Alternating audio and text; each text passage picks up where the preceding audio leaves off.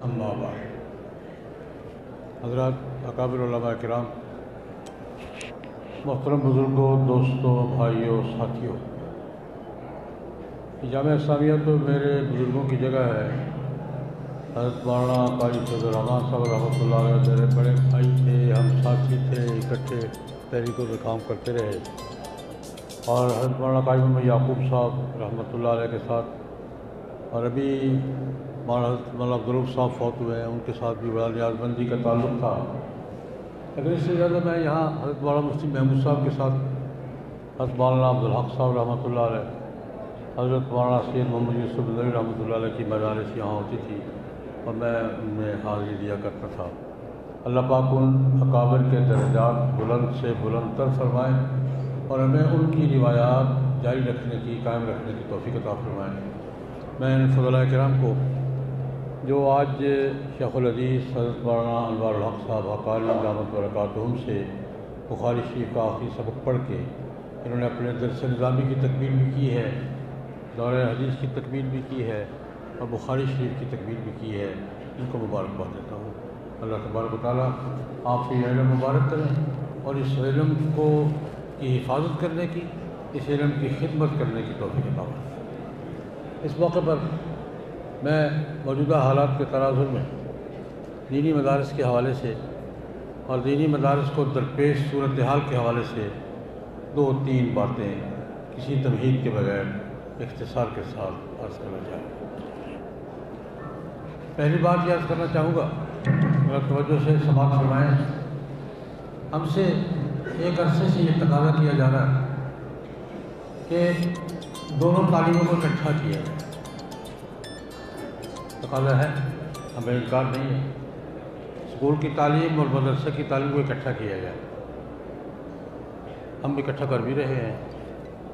لیکن میں ایک سوال کرنا چاہوں گا، الگ کس نے کیا تھا؟ اس پہ غور کریں۔ تو اکٹھی تھی 1857 سے پہلے، جس کو ہم درس نظامی کا نصاب کہتے ہیں، یہ مولانا نظام الدین سے چلا رہا ہے۔ مولانا نظام الدین کب کے آدمی ہیں؟ اورنگزیب کے دور کے آدمی۔ مولانا نظام الدین سہال بھی اورنگزیب کے دور کے آدمی ہیں۔ انہوں نے یہ نظام مرتب کیا تھا، درس نظامی کہلاتا ہے۔ اس میں 1857 سے پہلے قرآن پاک بھی پڑھایا جاتا تھا، حدیث بھی پڑھائی جاتی تھی، فقہ بھی پڑھائی جاتی تھی، فارسی جو سرکاری زبان سے بھی پڑھائی جاتی تھی، عربی تو پڑھائی جاتی تھی، ریاضی پڑھائی جاتی تھی، سائنس پڑھائی جاتی، اس زمانے کی سائنس پڑھائی جاتی تھی، ٹیکنالوجی پڑھائی جاتی تھی۔ وہ تمام علوم جو آج جدید کہلاتے ہیں وہ بھی پڑھائے جاتے تھے، اور وہ تمام علوم جن کو آج قدیم کہا جاتا ہے یہ بھی پڑھائے جاتے تھے۔ ایک چھت کے نیچے بیضاوی بھی پڑھائی جاتی تھی، قلادس بھی پڑھائی جاتی تھی، ایک ہی تپائی پر حدیث بھی پڑھائی جاتی تھی، طب بھی پڑھائی جاتی تھی۔ یہ سارے علوم اکٹھے پڑھائے جاتے تھے، اورنگزیب عالمگیر سے پہلے بھی، اورنگزیب عالمگیر کے بعد بھی، حتیٰ کہ جب 1757 میں اور 1822 تک ایسٹ انڈیا کمپنی آئی ہے، اس کے دور میں بھی یہ درس نظامی کے نصاب میں دونوں علوم برابر شامل تھے، پڑھائے جاتے تھے، پڑھے جاتے تھے۔ سوال یہ ہے کہ تقسیم کس نے کیا؟ یہ تقسیم ہمارے کھاتے میں ڈال دی جاتی ہے، لیکن میں آج میں تاریخی حقیقت آپ کو سمجھ کرنا چاہتا ہوں۔ انگریزوں نے جب نظام سنبھالا 1857 میں، ہمیں ناکامی ہوئی آزادی کی جنگ میں، انگریزوں نے کنٹرول سنبھال لیا، 0 پوائنٹ سے کام شروع کیا، تو انہوں نے نصاب تعلیم سے 3-4 علوم نکال دیے، قرآن پاک، حدیث، عربی، فقہ، فارسی، یہ نکال دیے۔ باقی علوم نصاب میں شامل رکھے، اور یہ علوم وہ علوم ہم نے نہیں نکالے، یہ علوم انہوں نے نکالے۔ کب نکالے؟ 1857 کے بعد نیا نصاب بنایا، اس میں قرآن پاک نہیں تھا، حدیث نہیں تھی، فقہ نہیں تھی، عربی نہیں تھی، فارسی نہیں تھی۔ ہمارے بزرگوں نے ان علوم کو باقی رکھنے کے لیے یہ مدرسوں کا نظام شروع کیا۔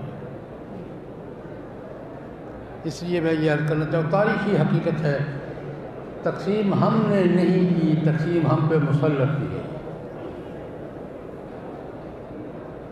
تقسیم ہم نے نہیں کی، ہم تو اکٹھا جب یہ نظام مولوی کے پاس تھا اکٹھے پڑھاتے تھے، علماء کرام کے پاس جب نصاب تھا، اورنگزیب عالمگیر سے لے کر 1857 تک درس نظامی کے مدارس کا نصاب کس کے پاس، نظام کس کے پاس تھا؟ علماء کے پاس تھا، وہ بھی پڑھائے جاتے تھے، یہ بھی پڑھائے جاتے تھے، کوئی تفریق نہیں تھی کہ یہ دنیا کا علم ہے یا دین کا علم ہے، سارے علوم اکٹھے پڑھائے جاتے تھے، افسر بھی یہی پڑھتے تھے، علماء بھی یہی پڑھتے تھے، قاضی بھی یہی پڑھتے تھے، سب کچھ اکٹھے پڑھایا جاتا تھا۔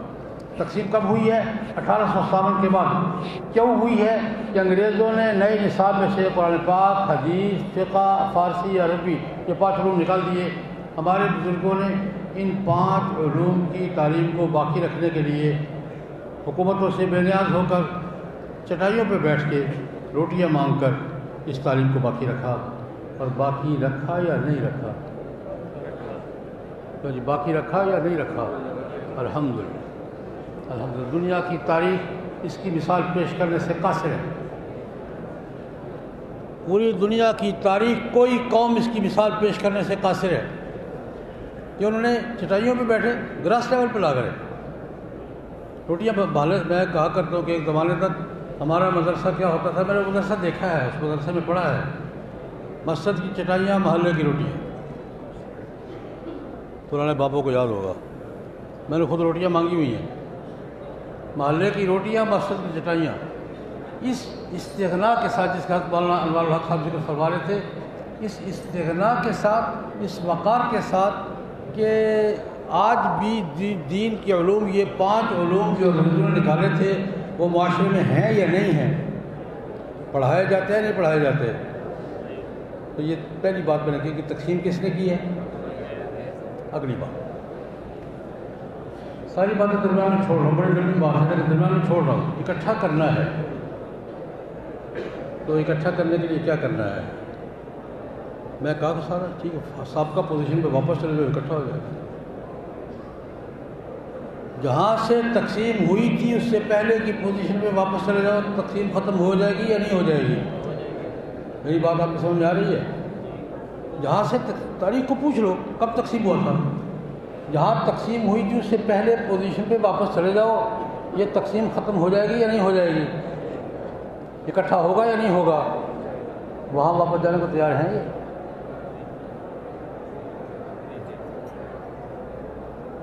وہاں واپس جانے کو تیار ہیں؟ اس کے اکٹھا نہ ہو، تقسیم کی ذمہ داری بھی ہم پر نہیں ہے، اکٹھا نہ ہونے کی ذمہ داری بھی ہم پر نہیں ہے۔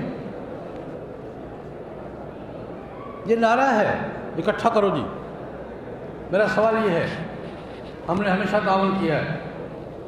ایوب خان کے دور میں دونوں نے صاحب اکٹھا کرنے کی بات کری تھی، ماڈل مدرسوں کی بات چلی تھی۔ ملک ایک بڑا مدرسہ، بہت بڑا مدرسہ، ریاست بہاولپور کا مرکزی مدرسہ تھا، جامعہ عباسیہ۔ یہ کہہ کر لیا گیا، محکمہ تعلیم نے اس کو جامعہ اسلامیہ کا ٹائٹل دیا گیا، یونیورسٹی کا ٹائٹل دیا گیا، اصل جامعہ عباسیہ ہے وہ۔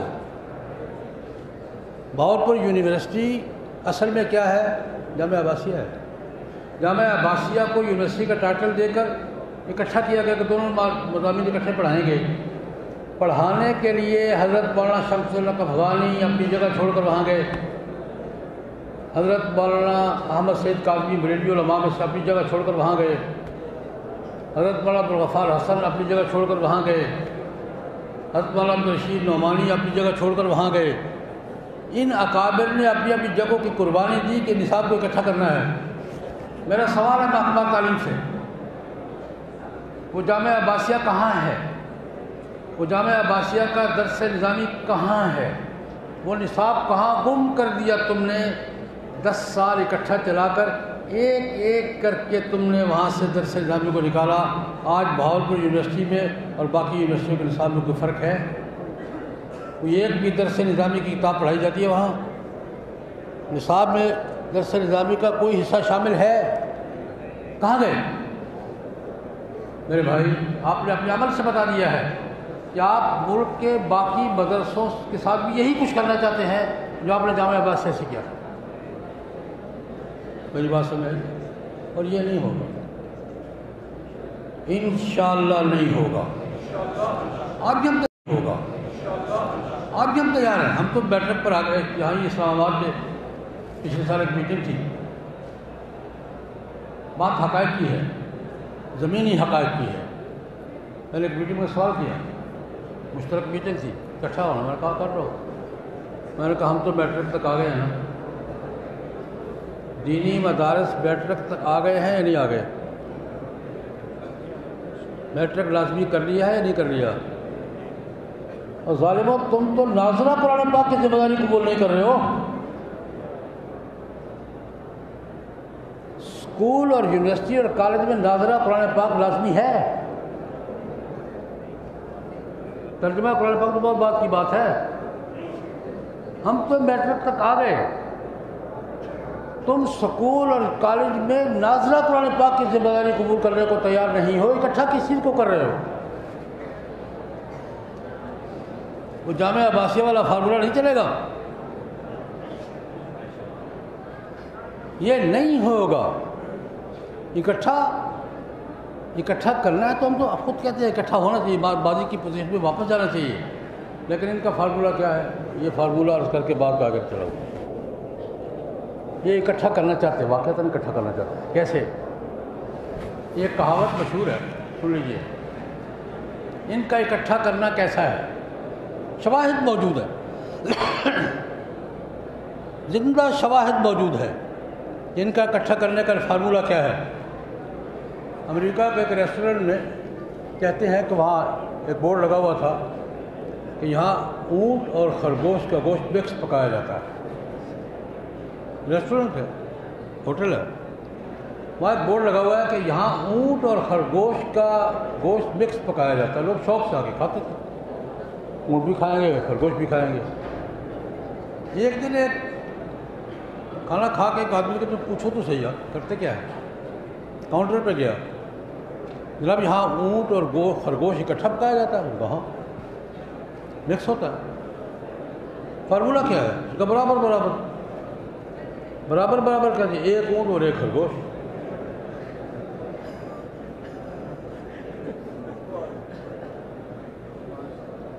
ان کا برابر برابر یہ ہے، ایک اونٹ اور ایک خرگوش۔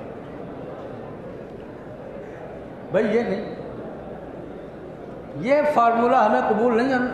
تم یہ مدارس کی تعلیم جیسی ہے ویسی رہے گی انشاءاللہ العزیز۔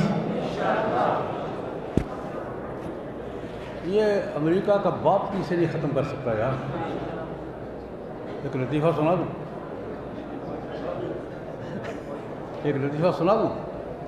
ایک دفعہ بات ہو رہی تھی، یہیں اسلام آباد کی بات ہو رہی تھی، مدارس کے ہم ہر 10 سال کے بعد ہمارے سامنے کو پریشانی کھڑی کر دی جاتی ہے، ہم پریشان ہو جاتے ہیں کیا ہوگا۔ موضوع تھا مدارس کا کیا مستقبل، بلکہ مدارس ٹھیک ہے یار، کوئی بات نہیں ہے، مجھے تو ایک لمحے کے لیے فکر نہیں ہے، بس محراب کے ساتھ کھڑا ہوں۔ یہ ہر 10 سال کے بعد نیا ڈرامہ کھڑا کرتے ہیں، کچھ نہیں ہوا، کچھ نہیں ہوگا، حوصلہ قائم رکھیں۔ کوئی بات یہ ہوئی کہ میں نے کہا یار باقی باتیں چھوڑو، ایک مجلس میں سیمینار تھا اور وہ مقالات، میں نے بھی مقالہ پڑھا، وہ جیسے مقالے پڑھے جاتے ہیں، مقالہ پڑھ کے میں نے کہا یار ایک دیہاتی بات سن لو مجھ سے، مدرسہ کس کو کہتے ہیں؟ آپ بھی سن لیں۔ مدرسہ بلڈنگ کا نام نہیں ہے، مدرسہ بلڈنگ کا نام نہیں ہے، مدرسہ کس کا نام ہے؟ مولوی اور سوسائٹی کے تعلق کا۔ مولوی سوسائٹی میں رہتا ہے، سوسائٹی میں سے ہے، مولوی اور سوسائٹی کا تعلق آپس میں ہے یا نہیں ہے؟ یہ دو طرفہ تعلق ہے، یہ کچھ دیتا ہے کچھ لیتا ہے۔ اسی سوسائٹی میں، باہر سے تو نہیں آیا نا، یہ تو باہر سے آئے تھے۔ مولوی یہیں کا ہے، کسی کا باپ ابا ہے، کسی کا باپ، کسی کا ماموں ہے، کسی کا بھانجا ہے، کسی کا خالو ہے، کسی کا پھوپھا ہے، اسی سوسائٹی میں سے ہے نا۔ مولوی اور سوسائٹی کے تعلق کا نام مدرسہ ہے۔ یہ لیتا بھی ہے دیتا بھی ہے۔ دیتا کیا ہے سنیے ذرا،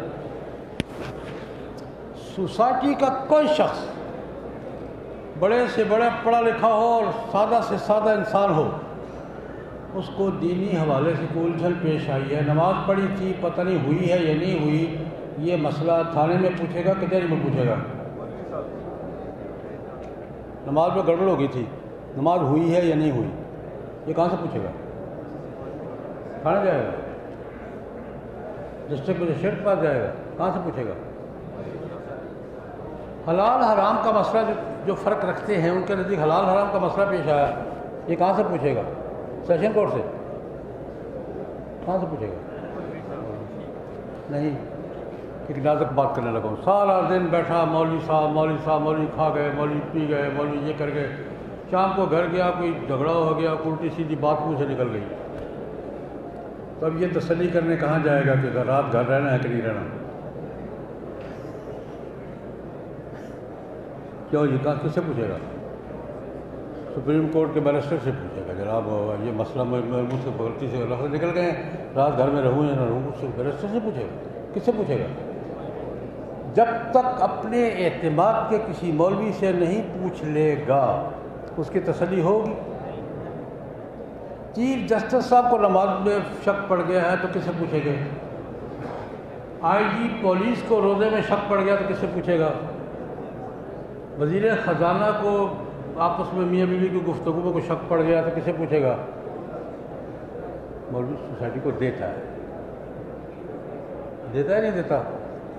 آج بھی دیتا ہے، اور میں آپ کو تسلی دیتا ہوں، یہ جو بجلی اینکر روز بیٹھتے رہتے ہیں نا، مسئلہ مولوی سے ہی پوچھتے ہیں، مجھ سے کئی اینکر مسئلہ پوچھتے ہیں، ویسا یہ مسئلہ کرنا کہ وہاں بیان کرو نا۔ مولوی سوسائٹی کو دیتا ہی نہیں دیتا، اس کو کلچر کہہ لیں، ثقافت کہہ لیں، کچھ کہہ لیں، لیکن اس سوسائٹی کا کوئی بندہ دین کے حوالے سے، نماز کے حوالے سے، طلاق کے حوالے سے، روزے کے حوالے سے، حج کے حوالے سے، اس کی الجھن مولوی سے ہی دور ہوگی، کہیں اور پہ کسی اور کے پاس نہیں جائے گا۔ اس کی تسلی کون کراتا ہے؟ جس پہ اعتماد ہوگا اس کے پاس جائے گا، لیکن وہ ہوگا مولوی ہی۔ یہ مولوی سوسائٹی کو لیتا کیا ہے؟ یہ مسئلہ بھی ہے اور ذہن بھی بنا ہوا ہے کہ صدقہ خیرات کرنے سے مصیبت ٹلتی ہے نہیں ٹلتی؟ مشکل آ گئی، مصیبت آ گئی، کیا بکرا منڈی ایک بکرا خریدا ہے کہ میں صدقہ کرتا ہوں، اور یہ صدقہ لے کر کہا جائے گا تھانے انٹرپریس دفتر جائے گا، کہاں جائے گا؟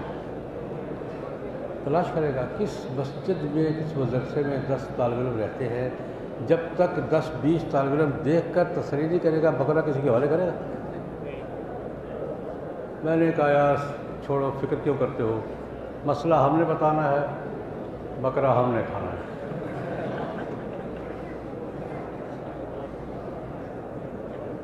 اس سوسائٹی میں دین کے حوالے سے مسئلہ ہم نے بتانا ہے۔ ان اینکروں کے پاس کوئی مسئلہ پوچھنا نہیں جاتا، مزے لینے کے لیے آگے بیٹھتے ہیں، گپ شپ کے لیے بیٹھتے ہیں، آگے انجوائے کرتے ہیں۔ کسی اینکر کے پاس، میرا دعویٰ ہے کسی اینکر کے پاس مسئلہ پوچھنے کوئی بندہ پاکستان کا نہیں جاتا ہے، وہ اینکر خود مسئلہ کسے پوچھے گا؟ اور صدقے کا بکرا کس نے کھانا ہے؟ میں نے کہا یار امریکہ الٹا لٹک جائے، بکرا ہم نے کھانا ہے، مسئلہ ہم نے بتانا ہے۔ جب تک سوسائٹی اور مولوی کا یہ تعلق قائم ہے، دنیا کی کوئی طاقت مدرسے کا بال بھی کر نہیں سکتی۔ ہم کو لیکن میں نے یہ کیا ہے، ایک سوال کا جواب دیا کہ بھئی یہ تقسیم ہم نے تقسیم ہم نے نہیں کی تھی، تقسیم ختم ہونے کی رکاوٹ ہم نہیں ہیں، ہم تو میٹرک تک آ گئے ہیں۔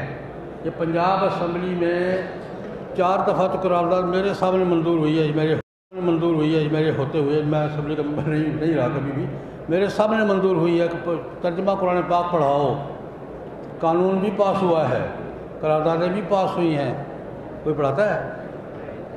تم تو ترجمہ قرآن پاک پڑھانے کو تیار نہیں ہو، ناظرہ قرآن پاک پڑھانے کو تیار نہیں ہو، اور ہم سے تک یہ فارمولہ ہے وہی ایک اونٹ اور ایک خرگوش کا، اور یہ فارمولہ نہیں چلے گا۔ ایک بات اور کہتے ہیں، دیکھیے آج کل یہ اوقاف کا مسئلہ چل رہا ہے، لمبے ٹوڑے تجزیے، میرا خلاصہ بات کا یہ ہے، 1857 کے بعد پہلی تاریخ ذرا پڑھا کریں، علماء کرام سے میری گزارش، تاریخ پڑھا کریں ذرا، ہمارے ساتھ 100 سال پہلے کیا ہوا تھا، 200 سال پہلے کیا ہوا تھا، آج کیا ہو رہا ہے۔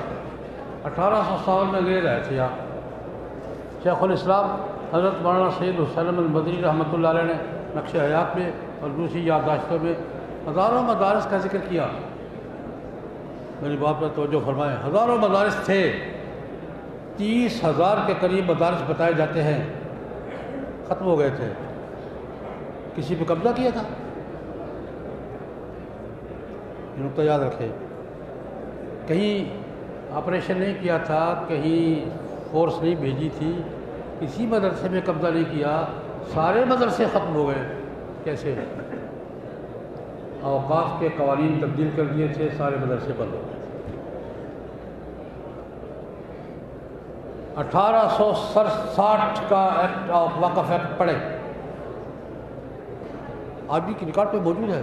1857 میں قبضہ کیا تھا، 1860 میں نئے اوقاف قوانین نافذ کیے تھے. پچھلے مدرسے ختم، لیکن اگلے مدرسوں کو گنجائش دی تھی. میرے نزدیک آج کے اوقاف کے قوانین وفاق میں بھی اور صوبوں میں بھی 1860 کے وقف ایکٹ کی دوسری قسط ہے. وہی ایجنڈا ہے، وہی فارمولہ ہے، وہی طریقہ کار ہے کہ اوقاف کے قوانین کو تبدیل کر دو، یہ مدرسے بند ہو جائیں گے. اور شاہ سے زیادہ شاہ کے وفادار. میں ایک بات اور کرنے لگا ہوں. اس 1800 ریکارڈ پہ موجودہ پڑھ لو یار. 1860 کے اوقاف ایکٹ میں انگریزوں نے کچھ حقوق مذہبی آزادی کے نام سے ہمیں دیے تھے.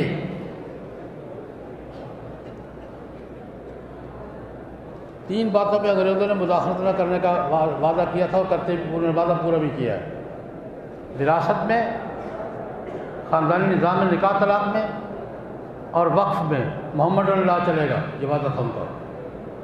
باقی سارے معاملات ان کا ہم خود کریں گے، لیکن 3 مسئلوں پر، وراثت میں، وراثت کی تقسیم، نکاح طلاق اور وقف، اس پہ محمد اللہ ہوگا، یعنی شریعت کے مطابق فیصلے ہوتے رہے ہیں.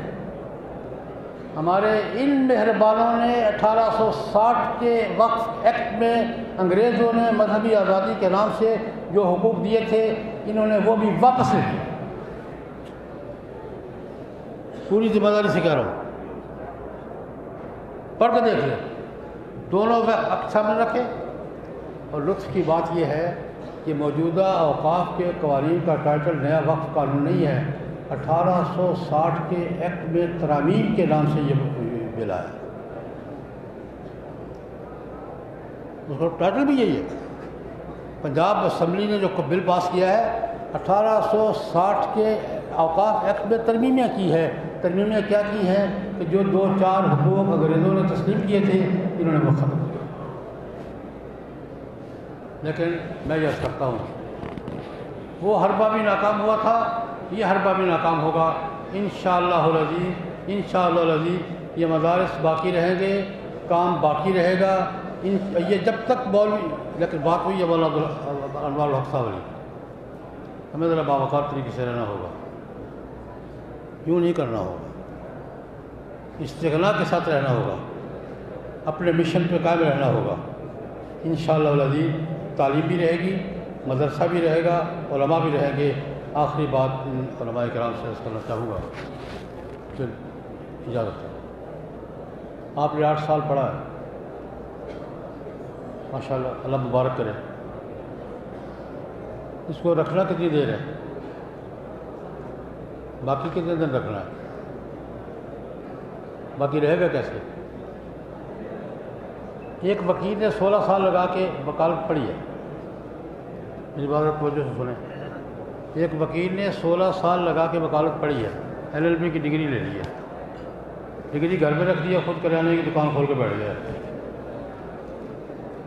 ڈگری تو اس کے پاس ساری زندگی رہے گی، وکیل کتنی دیر رہے گا؟ یہ 5 سال کے بعد وکیل ہوگا. یہ ایک ڈاکٹر نے 16 سال 18 سال لگا کے MBBS اس کی ڈگری لی ہے، اور گھر میں رکھ کر کھیتی باڑی شروع کر دی ہے. ڈگری تو اس کے پاس پڑی رہے گی، ڈاکٹر بھی رہے گا. یہ پریکٹس کے بغیر کوئی علم باقی نہیں رہتا، نہ دین کا نہ دنیا کا۔ جو پڑھا ہے اس کی پریکٹس رہے گی تو علم باقی رہے گا، نہ وکیل کا علم باقی رہتا ہے، نہ ڈاکٹر کا رہتا ہے، نہ انجینئر کا رہتا ہے، نہ مولوی کا رہتا ہے۔ آپ کو اس ماحول میں اپنی پریکٹس کی صورت نکالنی ہوگی، تب یہ علم محفوظ رہے گا، اور یہ ہماری ذمہ داری ہے۔ اللہ رب العزت نے ہمیں دین کا علم دیا، بہت بڑے اعزاز سے نوازا ہے۔ اللہ پاک آپ کو اس علم کی حفاظت کی توفیق عطا فرمائے، خدمت کے مواقع نصیب فرمائے، توفیق عطا فرمائے، اور ہم سب کو اس ابتلاء اور آزمائش کے دور میں ثابت قدمی کے ساتھ، استقامت کے ساتھ اپنے بزرگوں کی روایات زندہ رکھنے کی توفیق عطا فرمائیں۔ وآخر دعوانا ان الحمد للہ۔